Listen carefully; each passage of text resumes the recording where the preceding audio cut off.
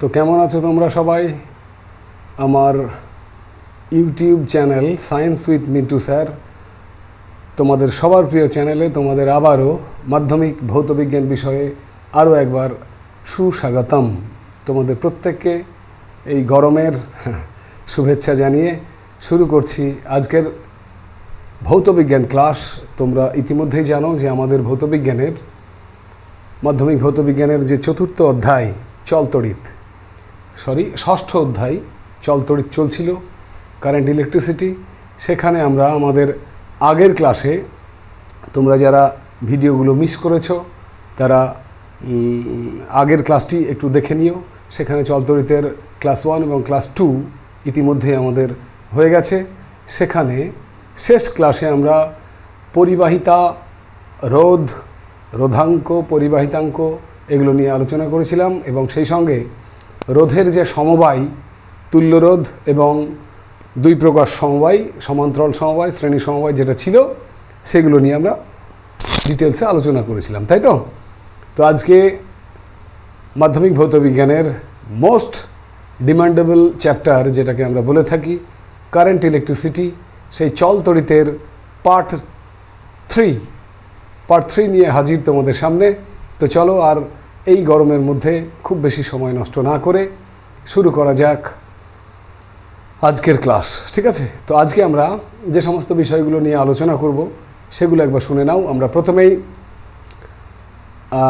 তড়িৎ প্রবাহের তাপীয় ফল সংক্রান্ত জুলের যে সূত্রগুলো, যেটা মাধ্যমিকের জন্য খুব ইম্পর্ট্যান্ট। মাধ্যমিকে দেখবে একটি কোশ্চেন থাকে, তড়িৎ প্রবাহের তাপীয় ফল সংক্রান্ত জুলের সূত্রগুলো লিপিবদ্ধ করো। তো সেই জুলের সূত্রগুলো আমরা আলোচনা করব। তারপরেই আমরা একে একে সেখান থেকে বিভিন্ন তাপীয় প্রভাবের যে গৃহস্থলী কাজে তাপের ব্যবহার, সেই তাপের ব্যবহারগুলো, ইলেকট্রিক আয়রন, ঠিক আছে, তোমার আমাদের বৈদ্যুতিক হিটার রয়েছে, সেখানে বাল্বের যে ফাংশানগুলো সেগুলো রয়েছে, এবং পরিশেষে আমরা ফিউজ তার কী এবং তার ব্যবহার নিয়ে আলোচনা করব। আর কিছুটা আমরা শেষের দিকে, এখানে আমরা এই চ্যাপ্টারের শেষের দিকে একদম তোমার যে তড়িৎ ক্ষমতা এবং তড়িৎ শক্তি, সেগুলো নিয়ে আলোচনা করব। তো চলো একে একে শুরু করা যাক আজকের ক্লাস নাম্বার 3, চলতড়িৎ বা কারেন্ট ইলেকট্রিসিটি। দেখো বোর্ডের দিকে তাকাও, এখানে লেখা আছে তড়িৎ প্রবাহের তাপীয় ফল সংক্রান্ত জুলের সূত্র। তো এই জুলের সূত্র, বিজ্ঞানী জুল তিনি তড়িৎ প্রবাহের তাপীয় ফল সংক্রান্ত 3টে সূত্র দিয়েছিলেন, যে 3টে সূত্র খুব ইজিলি তোমরা মনে রাখতে পারবে। আমি শিখিয়ে দেবো সেসব। তার আগে বলে নিই যে কোনো পরিবাহীতে যদি তড়িৎ প্রবাহিত হয় তাহলে তাপ উৎপন্ন হয়। পরিবাহীতে তড়িৎ প্রবাহিত হলে তাপ উৎপন্ন হয়, আর এই তড়িৎ প্রবাহের ফলে তাপ উৎপন্ন হওয়ার এই ঘটনাটাকেই বলা হয় তড়িৎ প্রবাহের তাপীয় ফল। এখন তাপটা পরিবাহিতে উৎপন্ন হয় কেন না? তাপ উৎপন্ন হওয়ার কারণ হচ্ছে যে কোনো পরিবাহী, মনে করো এটা একটা পরিবাহী, এটা মনে করো একটা পরিবাহী কন্ডাক্টর। এই পরিবাহীর বাইরে কিন্তু অসংখ্য মুক্ত ইলেকট্রন রয়েছে, এগুলো সব ফ্রি ইলেকট্রনস। এই মুক্ত ইলেকট্রনগুলো কি হয় না, আমরা জানি যে বাইরে থেকে তড়িৎচালক বল প্রয়োগ করলে ইলেকট্রনগুলো একদিক থেকে আরেক দিকে প্রবাহিত হয়, আর ঠিক তার বিপরীত দিকেই তড়িৎ প্রবাহ হয়। এখন ইলেকট্রনগুলো প্রবাহিত হওয়ার সময় ওরা কি করে, পরিবাহীর ভেতরের যে অণুগুলো রয়েছে তাদের সঙ্গে ক্রমাগত ফ্রিকশন হয়, ঘর্ষণ হয়, আর সেই ঘর্ষণেই কিন্তু তাপগুলো উৎপন্ন হয়। তাই আমরা বলতে পারি যে পরিবাহীতে যদি তড়িৎ প্রবাহিত হয় তাহলে তাপ উৎপন্ন হয়, আর তড়িৎ প্রবাহিত হলে তাপ উৎপন্ন হওয়ার এই যে ঘটনা, সেটাকে আমরা বলবো তড়িৎ প্রবাহের তাপীয় ফল। সেই সংক্রান্ত আমাদের বিজ্ঞানী জুল তিনি 3টে সূত্র দিয়েছিলেন, সেই সূত্রগুলো নিয়ে এবার আমরা আলোচনা করব। তো দেখো, আমরা প্রথমেই যদি কিছু অ্যাব্রিভিয়েশনের পুরো অর্থগুলো জেনে নিই তাহলে সুবিধা হবে। আই মানে হচ্ছে আমরা জানি তড়িৎ প্রবাহ মাত্রা, তড়িৎ প্রবাহ মাত্রা, তাই তো? আর মানে হচ্ছে রেজিস্ট্যান্স, রোধ,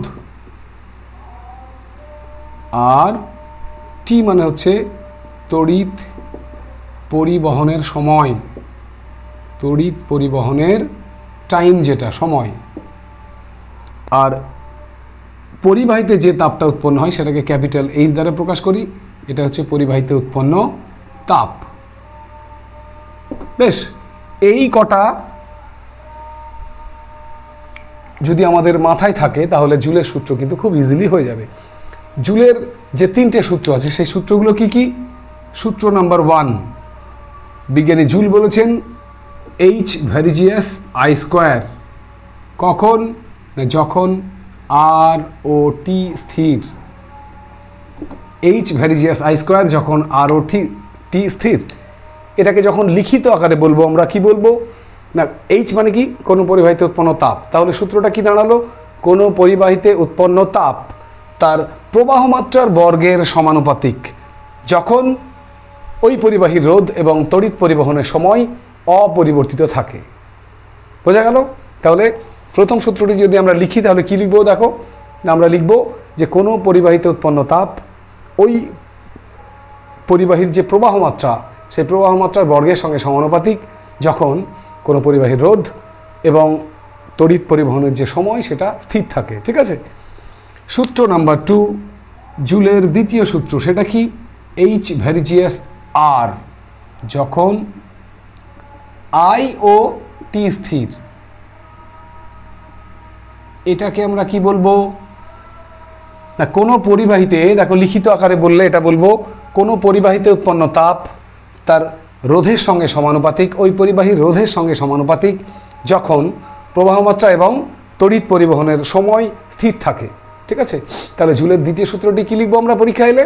না কোনো পরিবাহীতে উৎপন্ন তাপ ওই পরিবাহীর রোধের সঙ্গে সমানুপাতিক যখন তার প্রবাহ মাত্রা এবং তড়িৎ পরিবহনের সময় স্থির থাকে, অপরিবর্তিত থাকে। আর সূত্র নাম্বার 3, জুলের 3 নম্বর সূত্র, সেটা কি? এইচ ভ্যারিজিয়াস টি, স্মল টি যখন কি হবে? যখন আই ও আর স্থির। এটার বেলায় আমরা কি লিখব? না কোনো পরিবাহীতে উৎপন্ন তাপ। এটা চেষ্টা করো, দেখো তোমরাই কিন্তু পেরে যাবে। কি পারবে না? কোনো পরিবাহীতে উৎপন্ন তাপ তড়িৎ পরিবহনের সময়ের সঙ্গে সমানুপাতিক হয়। কখন? না যখন তার প্রবাহ মাত্রা এবং রোধ অপরিবর্তিত থাকে। এই 3টে হচ্ছে বিজ্ঞানী জুলের তড়িৎ প্রবাহের তাপীয় ফল সংক্রান্ত সূত্র। তাহলে পরীক্ষায় যদি আসে তড়িৎ প্রবাহের তাপীয় ফল সংক্রান্ত জুলের সূত্র 3টি লেখো, লিখে দেবো, কোনো সমস্যা নাই, তাই তো? সূত্র নম্বর 1 আমি আগেই বলেছি, আগে গাণিতিক রূপটি দেবে। 1 নম্বর সূত্র লিখবে এইচ ভ্যারিজিয়াস আই স্কোয়ার যখন আর ও টি স্থির। লিখিত রূপটি কি দেবে? কোনো পরিবাহীতে উৎপন্ন তাপ তার প্রবাহ মাত্রার বর্গের সঙ্গে সমানুপাতিক যখন রোধ এবং তড়িৎ পরিবহনের সময় অপরিবর্তিত থাকে। সূত্র নম্বর 2 কি লিখবে? এইচ ভ্যারিজিয়াস আর যখন টি এবং আই স্থির। তার মানে কি? কোনো পরিবাহীতে উৎপন্ন তাপ তার রোধের সঙ্গে সমানুপাতিক যখন প্রবাহ মাত্রা এবং তড়িৎ পরিবহনের সময় অপরিবর্তিত থাকে। আর সূত্র নম্বর 3 আমরা কি লিখব? 3 নম্বর সূত্র, না এইচ ভ্যারিজিয়াস টি যখন আই এবং আর স্থির, অর্থাৎ কোনো পরিবাহীতে উৎপন্ন তাপ তার তড়িৎ পরিবহনের সময়ের সঙ্গে সমানুপাতিক যখন তার রোধ এবং প্রবাহ মাত্রা অপরিবর্তিত থাকে। ঠিক আছে? তাহলে জুলের সূত্র 3টে এলে কিন্তু আমরা লিখে দিতে পারবো। তো এখন দেখো এখানে একটু দেখে নাও, এই সূত্র 3টেকে যদি আমরা সমন্বিত করি, একত্রিত করি, তাহলে ভেদের উপপাদ্য থেকে আমরা কি পাবো? ভেদের উপপাদ্য থেকে পাবো না এইচ ভ্যারিজিয়াস, অতএব H varies as I square R টি যখন আর আই এবং টি পরিবর্তনশীল। 3টে এতক্ষণ স্থির ছিল, এবারে লিখব পরিবর্তনশীল, তাই তো? তাহলে এইচ ভ্যারিজিয়াস যদি আই স্কোয়ার আর টি হয়, অতএব এইচ সমান আমরা কি লিখতে পারি? I square R T by J. এখানে দেখো 1/j একটা সমানুপাতিক ধ্রুবক আমরা নিলাম। 1/j হচ্ছে সমানুপাতিক ধ্রুবক, মনে থাকবে? 1/j। আর এই জে কে বলা হয়, মনে রেখো পরীক্ষায় কিন্তু খুব আসে, যেকে বলা হয় তাপের যান্ত্রিক তুল্যাঙ্ক, যান্ত্রিক তুল্যাঙ্ক বা জুলের তুল্যাঙ্ক বলা হয় কিন্তু, ঠিক আছে, জুলের তুল্যাঙ্ক অনেকে বলে। কোনো বৈদ্যুতিক যন্ত্র একক পরিমাণ তাপ উৎপন্ন করতে যে পরিমাণ যান্ত্রিক কার্য সম্পন্ন করে তাকেই তাপের যান্ত্রিক তুল্যাঙ্ক বলে। তো যাই হোক, এখানে এক্ষেত্রে দেখো, যদি আমরা আইকে, আই মানে প্রবাহ মাত্রা, আইকে যদি আমরা অ্যাম্পিয়ার এককে প্রকাশ করি, আমি এখানে লিখে দিচ্ছি, এই আইকে যদি আমরা অ্যাম্পিয়ারে প্রকাশ করি, এমপি মানে অ্যাম্পিয়ার, আরকে যদি ওহম, রোধের একক ওহম তোমরা জানো, আর টিকে যদি সেকেন্ড এককে প্রকাশ করি, তাহলে এইচের মান দাঁড়াবে এইচ সমান I square RT by 4.2 calorie. Calorie এককে হবে এইচের মান I square RT by 4.2 calorie. আর যদি জুলে বের করি তাহলে এইচ সমান আই স্কোয়ার RT জুল। এই দুটো বিশেষভাবে মনে রেখো, ওকে, ঠিক আছে। তাহলে এই হচ্ছে আমাদের পরীক্ষার জন্য জুলের সূত্র সংক্রান্ত প্রশ্ন এবং তার উত্তর। জুলের সূত্রগুলি লিপিবদ্ধ করো, আর সেখান থেকে এগুলোও কিন্তু তোমাদেরকে বিশেষভাবে মনে রাখতে হবে, ঠিক আছে। তো এখন দেখো, আমাদের যে আলোচনা চলছে যে তড়িৎ প্রবাহের তাপীয় ফল সংক্রান্ত আলোচনা, সেখানে এই যে গৃহস্থালির কাজে যে তাপটা উৎপন্ন হচ্ছে সেগুলোর কি কি ব্যবহার আছে না, বেশ কিছু কাজে পরিবাহিতে তাপ উৎপন্ন হওয়া, এই যে ঘটনা, এগুলো বেশ কিছু কাজে কিন্তু আমরা দৈনন্দিন জীবনে প্রায়শই ব্যবহার করে থাকি। যেমন ধরো ইলেকট্রিক আয়রন, ইস্ত্রি যেটাকে বলা হয়, ইলেকট্রিক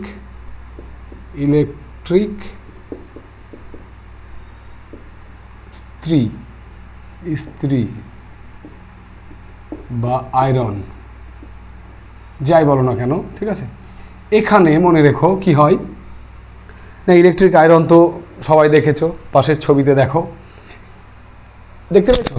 এই ইলেকট্রিক আয়রনের ভেতরে একটি অভ্রের প্লেট থাকে, অভ্র। সেই অভ্রের প্লেটের ভেতরে নাইক্রোম তার, কুণ্ডলীকৃত নাইক্রোম তার দিয়ে ওখানে জড়ানো থাকে। এখন নাইক্রোম তার কেন দেয়া থাকে না, নাইক্রোম আমরা জানি, নাইক্রোমের তার, এটা পরীক্ষার জন্য মনে রেখো, আয়রন, নিকেল এবং ক্রোমিয়াম।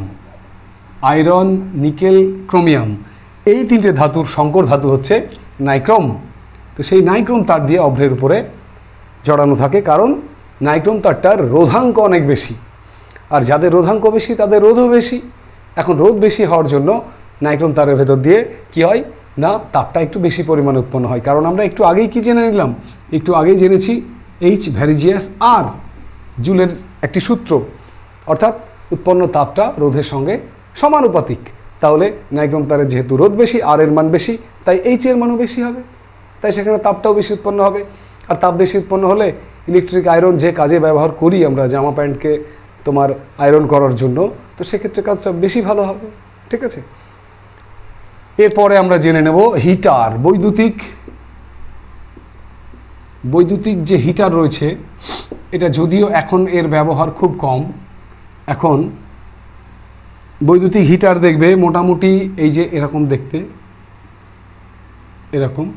এখনকার যুগের তোমরা ছেলেমেয়েরা বৈদ্যুতিক হিটার অনেকের কাছে অজানা এক বস্তু। এই পাশে চিত্র তোমরা দেখতে পারো, দেখে নাও একবার বৈদ্যুতিক হিটারের চিত্র। এখানে এই অংশটা, এটা ফায়ার ক্লে দ্বারা তৈরি। ফায়ার ক্লে হচ্ছে একটি তাপ সহনীয় বস্তু। ফায়ার ক্লে এটা অতি উচ্চ তাপে, মানে তাপকে সহ্য করার ক্ষমতা এর বেশি। তার উপরে খাঁজ কাটা থাকে, সেখানে ওই যে নাইক্রোম তার সেটাকে পেঁচিয়ে যেটাকে কয়েল বলি আমরা হিটারের, সেটা পেঁচিয়ে দেওয়া থাকে।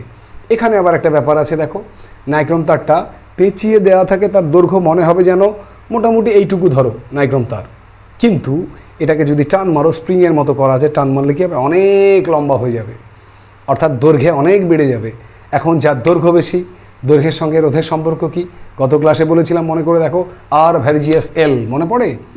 আর ভ্যারিজিয়াস এল, অর্থাৎ যার দৈর্ঘ্য বেশি তার রোধও বেশি। সুতরাং এক্ষেত্রে নাইক্রোম তারের ওই যে লেন্থ যত বড় হবে তার দৈর্ঘ্য যত বড় হবে তার রোধটাও তত বেশি হবে, আর রোধ বেশি হলে তাতে উৎপন্ন তাপও বেশি হবে।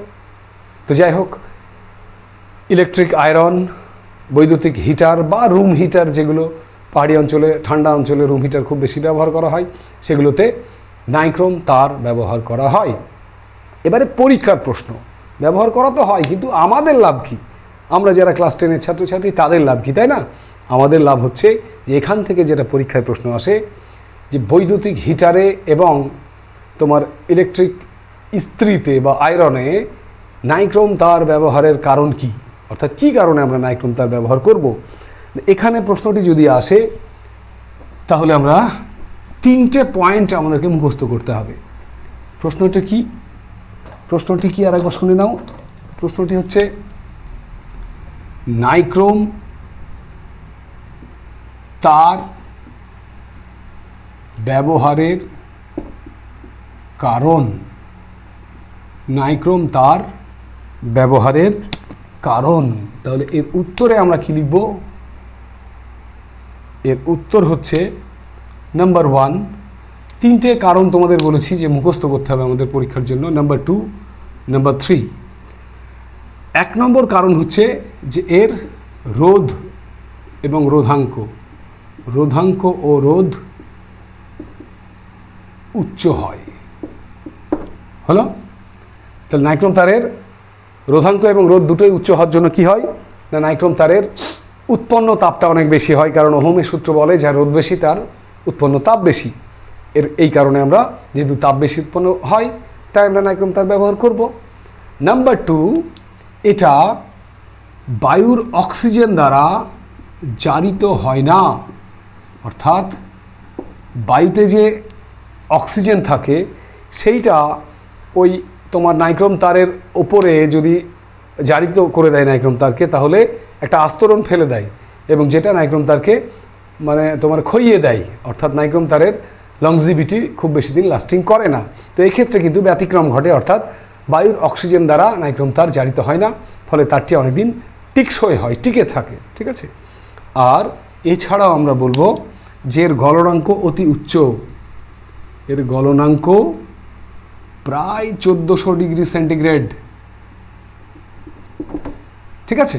অর্থাৎ নাইক্রোম তারের উচ্চ গলনাঙ্ক হওয়ার জন্য এটা চট করে কিন্তু গলে যায় না। যদি গলনাঙ্ক খুব কম হতো তাহলে বারবার ওই যে হিটারের কয়েল যেটাকে আমরা বলি সেটা কেটে যেত, আর কয়েল কেটে গেলে যারা তোমার সেগুলো ব্যবহার করে তাদের খরচটা অনেকটাই বেড়ে যেত। ঠিক আছে? তো নাইক্রোম তারের কিন্তু গলনাঙ্ক অতি উচ্চ, ফলে উচ্চ তাপমাত্রায় এটা সহজে গলে যায় না। এই 3টে কারণ আমি আরেকবার বলে দিই। নাম্বার 1, এর রোধ এবং রোধাঙ্ক দুটোই উচ্চ হওয়ার জন্য তাপ বেশি পরিমাণে উৎপন্ন হয়। নাম্বার 2, এটা বায়ুর অক্সিজেন দ্বারা জারিত হয় না, ফলে তার উপরে কোনো আস্তরণ পড়ে না, অক্সাইডের কোনো আস্তরণ পড়ে না, ফলে তারটি অনেক দিন বেশি লাস্টিং করে, টেকসই হয়, মজবুত থাকে। এবং লাস্টে বলবো আমরা, শেষ পয়েন্টটি বলবো যে নাইক্রোম তারের গলনাঙ্ক 1400 ডিগ্রি সেন্টিগ্রেড হওয়ার জন্য, এই উচ্চ গলনাঙ্কের জন্য নাইক্রোম তার সহজে গলে যায় না। তাহলে পরীক্ষা এলে আমরা লিখে দিতে পারবো, তাই তো? পারবো। নেক্সট, এবারে আমরা দেখে নেব বাল্ব, ইলেকট্রিক বাল্ব সম্পর্কে একটু জেনে নেব।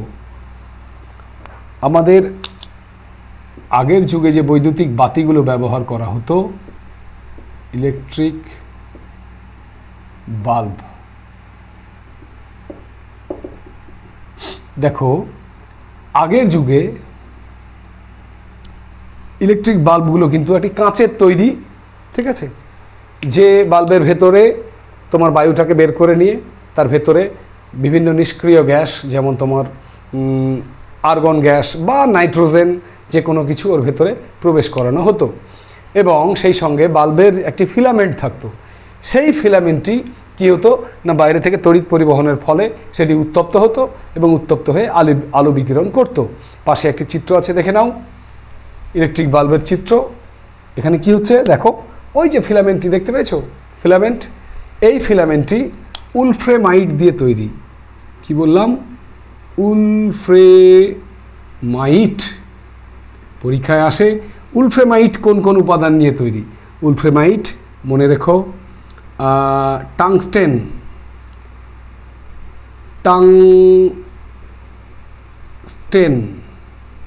Plus iron plus manganese, tungsten, iron, manganese, এই তিনটে ধাতুর সংকর ধাতু হচ্ছে উলফ্রেমাইট।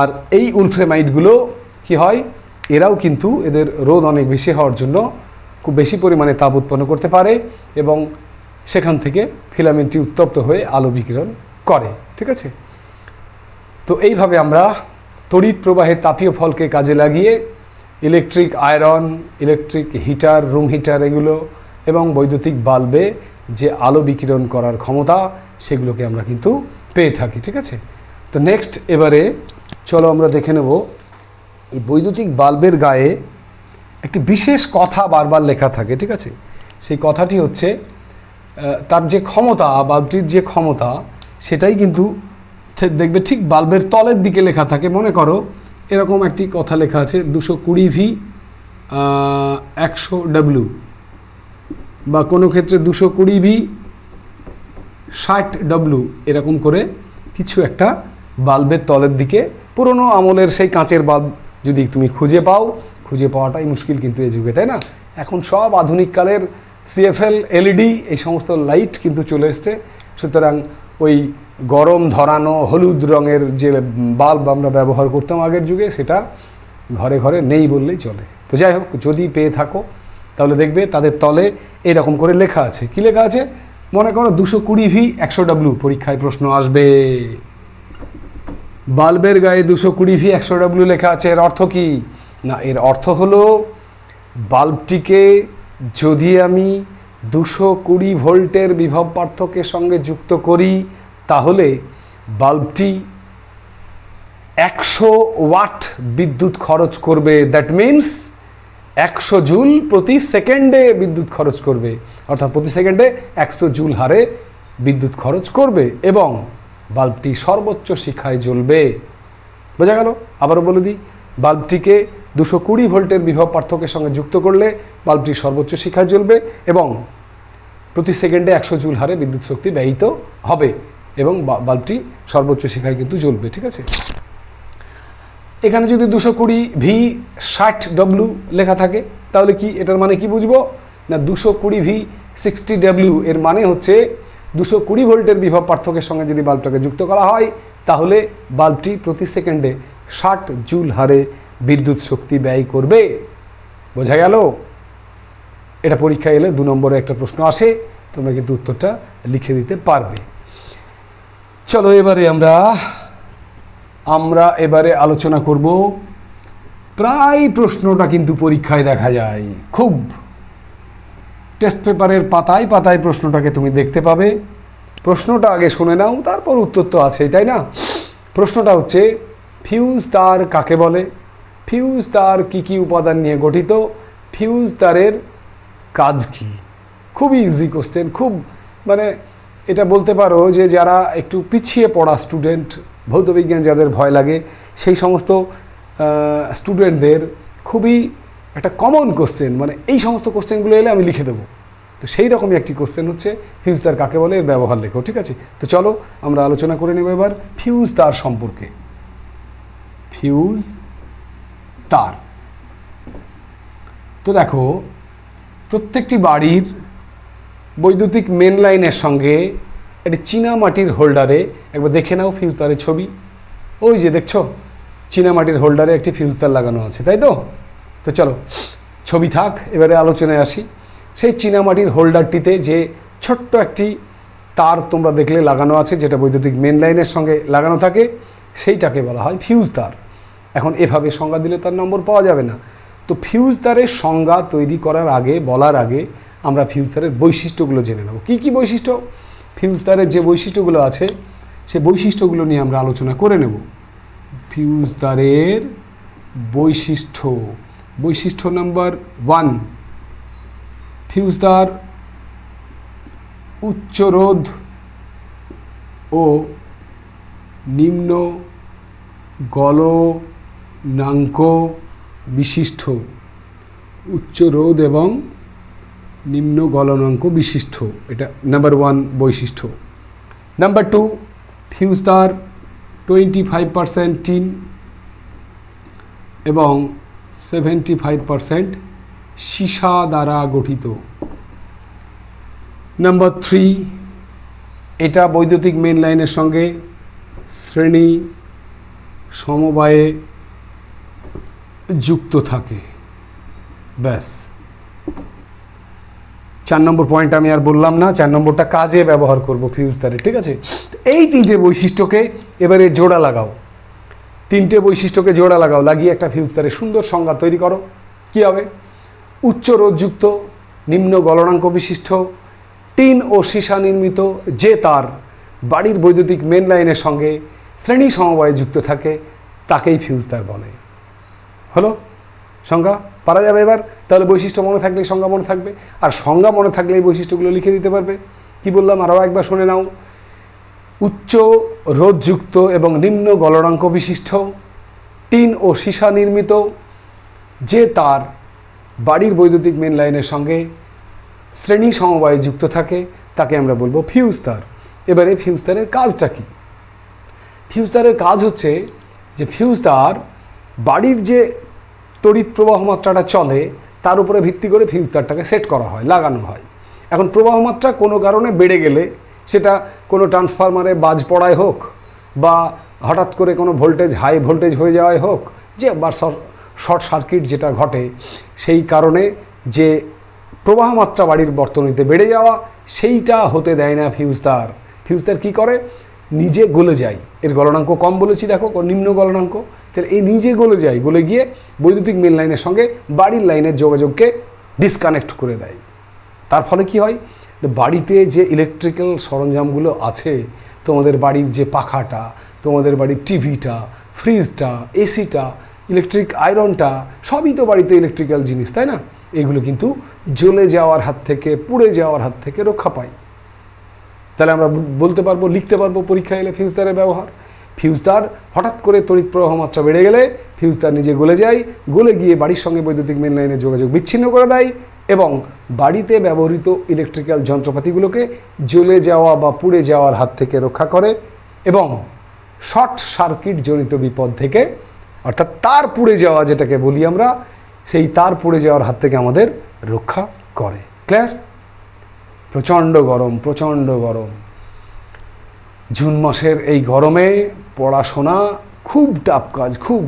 ঠিক তেমনি এই একগুচ্ছ আলোর সামনে দাঁড়িয়ে ক্লাস নেওয়াটাও কিন্তু খুব টাফ। কিন্তু এই কঠিন দুরূহ কাজটা আমরা হাসি মুখে করতে পারি শুধু তোমাদের জন্য।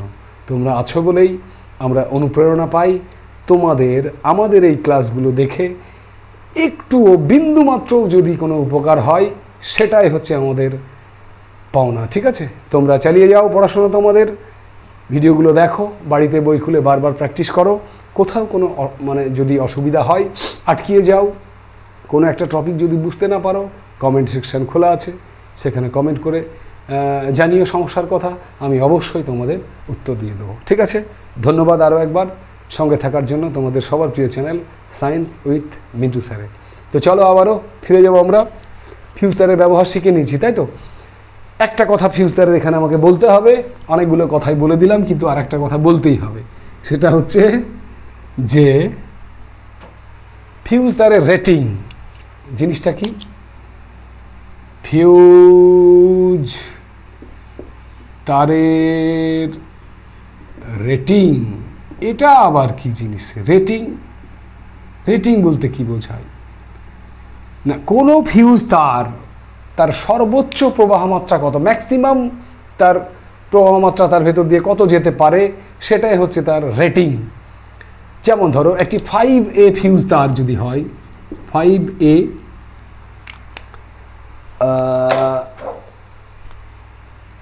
মনে করো আমি এখানে লিখলাম একটি 5A ফিউজ তার, 5A কোনো ফিউজ তারের রেটিং 5A, তার লিখলাম আমি এখানে 5A ফিউজ তার। এটার মানে কি?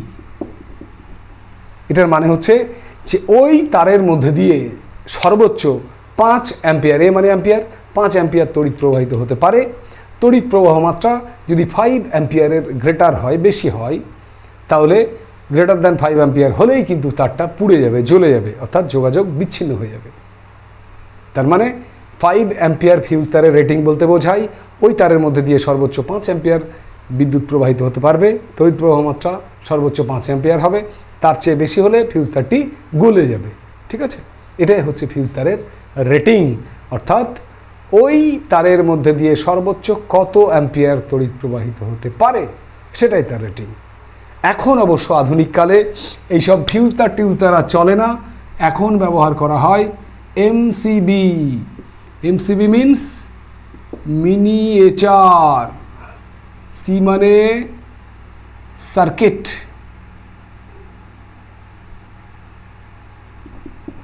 বি মানে ব্রেকার্স। মিনিয়েচার সার্কিট ব্রেকার্স, ঠিক আছে। এখানে দেখো এই এমসিবিটা কি করে, মিনিয়েচার সার্কিট ব্রেকার্স, এই এমসিবিটা এটা কি করে, যদি কোনো কারণে শর্ট সার্কিট হয় তাহলে সঙ্গে সঙ্গে বিচ্ছিন্ন করে দেয় যোগাযোগকে, মেন লাইনের সঙ্গে বাড়ির লাইনের যোগাযোগকে বিচ্ছিন্ন করে দেয়, দিয়ে ওই যে বললাম বাড়ির বৈদ্যুতিক যে যন্ত্রপাতিগুলো সেগুলো পুড়ে যাওয়া, জ্বলে যাওয়ার হাত থেকে রক্ষা করে। তাহলে আইদার ফিউজ তার অথবা এমসিবি আমরা বাড়িতে সেফটির জন্য ব্যবহার করতে পারি। MCB, miniature circuit breaker. Okay, next আমরা আমাদের আজকের ক্লাসের চলতড়িতের ক্লাস নাম্বার 3, তৃতীয় ক্লাসের শেষ আলোচনায় চলে এসেছি। এবারে আমরা শিখে নেব বৈদ্যুতিক ক্ষমতা সম্পর্কে। আমাদের আলোচ্য বিষয় বৈদ্যুতিক ক্ষমতা, বা এটাকে বলতে পারি আমরা তড়িৎ ক্ষমতা, ইলেকট্রিক্যাল পাওয়ার বা তড়িৎ ক্ষমতা। তড়িৎ ক্ষমতা আগে আমি বলবো কাকে বলে। কোনো বৈদ্যুতিক যন্ত্র সময়ের সাপেক্ষে যে পরিমাণ কার্য করে তাকেই তার তড়িৎ ক্ষমতা বলা হয় বা ইলেকট্রিক্যাল পাওয়ার বলা হয়। সময়ের সাপেক্ষে যে পরিমাণ কার্য করে বা যে পরিমাণ বিদ্যুৎ শক্তি ব্যয় করে সেটাই হচ্ছে তার ক্ষমতা। এখন ক্ষমতা মানে যদি পাওয়ার হয়, তার জন্য এটাকে আমরা পি দ্বারা প্রকাশ করি। তো পি সমান আমরা পাই W/T। ডব্লিউ মানে হচ্ছে মোট কৃতকার্য, টি মানে হচ্ছে টাইম, সময়। তাহলে আমরা কি পেলাম, তড়িৎ ক্ষমতা সমান মোট কৃতকার্য বাই সময়। এটা আমরা মনে রাখবো, ঠিক আছে। এখন বৈদ্যুতিক ক্ষমতার এককগুলো দেখো। বৈদ্যুতিক ক্ষমতার এসআই একক হচ্ছে ওয়াট। আবার এই ওয়াটটা এর ব্যবহারিক এককও বটে। ব্যবহারিক একক অথবা এসআই পদ্ধতিতে একক হচ্ছে বৈদ্যুতিক ক্ষমতার ওয়াট। ওয়াট কাকে বলে না, 1 ওয়াট মানে হচ্ছে ডব্লিউ মানে হচ্ছে জুল পার সেকেন্ড। তাহলে কাকে বলে, কোনো বৈদ্যুতিক যন্ত্র 1 সেকেন্ডে 1 জুল কাজ করলে তার ক্ষমতাকে বলা হয় 1 ওয়াট। কোনো বৈদ্যুতিক যন্ত্র 1 সেকেন্ডে যদি 1 জুল কার্য করে বা 1 জুল বিদ্যুৎ শক্তি খরচ করে তাহলে তার ক্ষমতাকে বলা হয় 1 ওয়াট। আর এই বৈদ্যুতিক ক্ষমতার একটি বড় এককও আছে যেটাকে আমরা বলবো কিলোওয়াট। বড় একক এখানে লিখে দিলাম কিলোওয়াট। কিলোওয়াটকে KW দ্বারা প্রকাশ করা হয়। কিলোওয়াট আমরা বলবো 1 কিলোওয়াট সমান 1000 ওয়াট। অর্থাৎ এক্ষেত্রে কিলোওয়াট কাকে বলে, কোনো বৈদ্যুতিক যন্ত্র 1 সেকেন্ডে যদি 1000 জুল বিদ্যুৎ শক্তি খরচ করে তাহলে তার ক্ষমতাকে বলা হয় 1 কিলোওয়াট। ঠিক যেমন আমরা 1 কিলোগ্রাম সমান 1000 গ্রাম বলি, তেমনি 1 কিলোওয়াট সমান 1000 ওয়াট। ঠিক আছে, নেক্সট আমরা জেনে নেব বৈদ্যুতিক ক্ষমতা হয়ে গেল। এবারে তড়িৎ ক্ষমতার পরে আমরা জেনে নেব তড়িৎ শক্তি সম্পর্কে। তড়িৎ শক্তি দেখো, তড়িৎ শক্তি সমান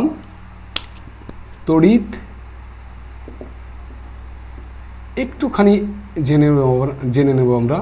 তড়িৎ শক্তি সমান তড়িৎ ক্ষমতা, যেটা এক্ষুনি পড়লাম, ইন্টু সময়, তড়িৎ ক্ষমতাকে সময় দিয়ে গুণ করলে আমরা পেয়ে যাব তড়িৎ শক্তি। আর এই তড়িৎ শক্তির একক হচ্ছে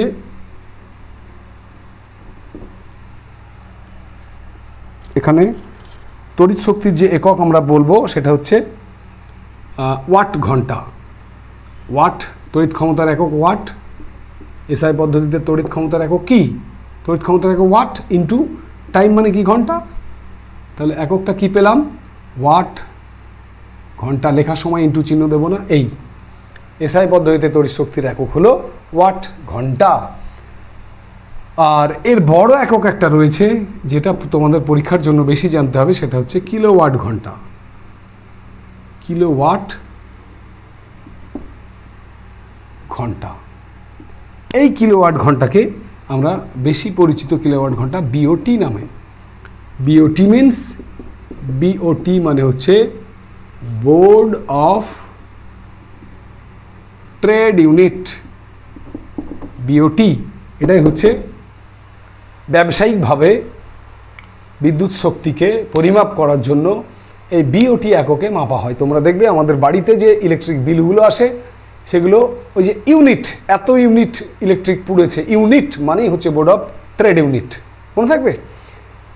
এই বিওটি দিয়ে অনেকগুলো অঙ্ক রয়েছে, সেগুলো আমি তোমার চলতড়িৎ শেষ হওয়ার পরে চলতড়িতের যে সমস্ত গাণিতিক সমস্যাগুলো রয়েছে সেগুলো নিয়ে একদিন তোমাদের সামনে বেশ করে আলোচনা করব, ঠিক আছে? চলতড়িতের গাণিতিক সমস্যা, ওকে? তো এখানে বিওটি কাকে বলে না, কিলোওয়াট ঘন্টা বা বিওটি কাকে বলে? কোনো বৈদ্যুতিক যন্ত্রের যার তোমার ক্ষমতা যদি 1 কিলোওয়াট হয়, তাহলে 1 কিলোওয়াট ক্ষমতা সম্পন্ন কোনো বৈদ্যুতিক যন্ত্র 1 ঘন্টা চললে যে পরিমাণ বিদ্যুৎ শক্তি খরচ হয় তাকেই 1 কিলোওয়াট ঘন্টা বা বিওটি বা বোর্ড অফ ট্রেড ইউনিট বলে। আরেকবার বলি, কোনো বৈদ্যুতিক যন্ত্রের ক্ষমতা যদি 1 কিলোওয়াট হয়, তাহলে 1 কিলোওয়াট ক্ষমতা সম্পন্ন বৈদ্যুতিক যন্ত্র 1 ঘন্টা চললে যে পরিমাণ বিদ্যুৎ শক্তি ব্যয়িত হয় তাকেই বোর্ড অফ ট্রেড ইউনিট বা বিওটি বলে। এই বিওটি এর সঙ্গে জুলের একটা মজার সম্পর্ক রয়েছে, সেটা হচ্ছে 1 বিওটি সমান 3.6 × 10⁶ জুল। 1 বিওটি সমান 3.6 গণিত 10⁶ জুল। এইটা তোমাদের মাথায় রাখতে হবে, ঠিক? তো আমরা মোটামুটি আজকে চলতড়িতের যে তৃতীয় ক্লাস করে নিলাম ইতিমধ্যেই। সেখানে কি কি শিখলাম আরেকবার দেখে নাও। এখানে আমরা প্রথমেই তড়িৎ প্রবাহের তাপীয় ফল সংক্রান্ত জুলের যে 3টে সূত্র রয়েছে সেই জুলের সূত্রগুলো আমরা শিখে নিলাম। তার সঙ্গে এখানে শিখেছি আমরা যে ওই যে তাপটা উৎপন্ন হচ্ছে পরিবাহিতে, তার যে ব্যবহারিক প্রয়োগগুলো আছে দৈনন্দিন জীবনে, সেখানে electric iron, heater, electric bulb, সেগুলো আমরা শিখেছি। তারপরে আমরা ফিউজ তার কাকে বলে এবং তার ব্যবহারগুলো শিখেছি। ঠিক তারপরে ফিউজ তারের পরে আমরা তড়িৎ ক্ষমতা এবং তড়িৎ শক্তি এই দুটো সম্পর্কে একটু আলোচনা করেছি। তো এইগুলো খুব ছোট ছোট জায়গা, এখানে টু দ্য পয়েন্ট আনসার, ভৌতবিজ্ঞান বানিয়ে বানিয়ে বলার দরকার নেই। একটু একটু কোয়েশ্চেন এবং একদম টু দ্য পয়েন্ট উত্তর কিন্তু দিতে হবে তোমাকে। সুতরাং কিছু জিনিস বুঝে নিতে হবে, কিছু জিনিস তোমাদের মুখস্থ করতে হবে, ঠিক আছে? তারপরেই কিন্তু ভৌতবিজ্ঞানে পুরোপুরি নম্বরটা তুমি পাবে। তো যাই হোক, গরমের মধ্যে এতক্ষণ ধৈর্য ধরে বসে আমার সঙ্গ দেওয়ার জন্য তোমাদেরকে আবারও খুব মন থেকে শুভেচ্ছা জানাই, ভালোবাসা জানাই। তোমাদের প্রত্যেকের মাধ্যমিকের রেজাল্ট ভালো হোক। আসন্ন মাধ্যমিক 2026 যেটা আমাদের মিশনে রয়েছে, মিশন মাধ্যমিক 2026, সেই মাধ্যমিকে তোমাদের মনস্কামনা পূর্ণ হোক, এই কামনা করে আজকের মতো এখানে শেষ করছি। খুব শীঘ্রই আবার ফিরবো চলতড়িতের পরবর্তী ক্লাস নিয়ে। ততক্ষণ তোমরা প্রত্যেকে সুস্থ থেকো, ভালো থেকো, পড়াশোনার মধ্যে থেকো। জয় হিন্দ, বন্দে মাতরম, টাটা।